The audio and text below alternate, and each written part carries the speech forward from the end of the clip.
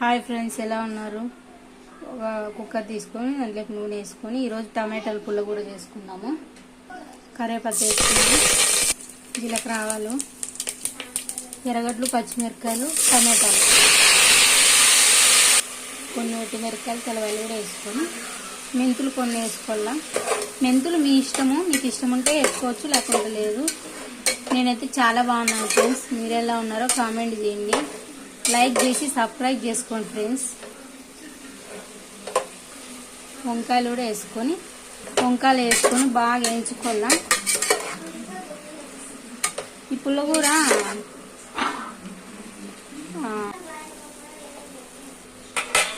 మూత పెట్టుకొని మగ్గించుకున్నాం. మూత తీసి ఇప్పుడు చూసుకున్నాము ఉడికిందేమో. ఇట్లా బాగా మగ్గించుకున్నాక చింతపండు వేసుకొని కలుపుకోవాలా.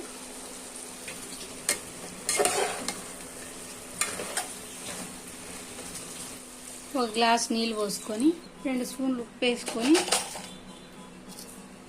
కుక్కర్ మూత పెట్టుకో కలుపు.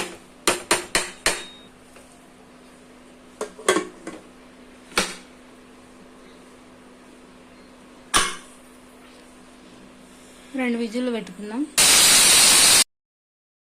పూర్తి ఆవిరంతా పోయేంత వరకు ఇచ్చి మూత తీసుకుందాం.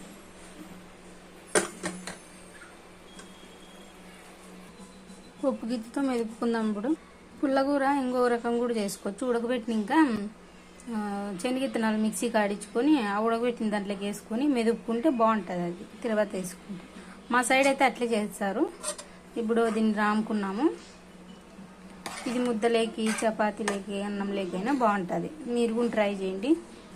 ఒక బాండ్లీ పెట్టుకొని కొంచెం నూనె వేసుకుందాం. తెల్లవాయలు వేసుకొని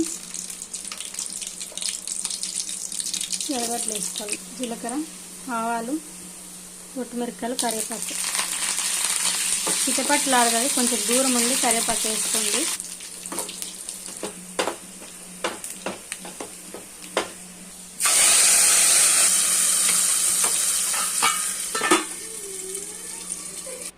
పుల్లగూర రెడీ. మీరు ట్రై చేయండి, బాగుంటుంది. ఇది ముద్దలేకి, చపాతీలేకి, అన్నంలేకి, ఏమిట్లేకినా బాగుంటుంది. తాడపద సైడు ఇట్లే వేస్తారు, కానీ శనగిత్తనాలు పొడి వేసి మెదుపుకొని తిరువాత పెట్టుకుంటారు, బాగుంటుంది. అట్లా కూడా ట్రై చేయండి మీరు, బాగుంటుంది ఒకసారి. మా లోకికి పిల్లలకి చాలా ఇష్టం ఈ పుల్లగూర, బాగా తింటారు.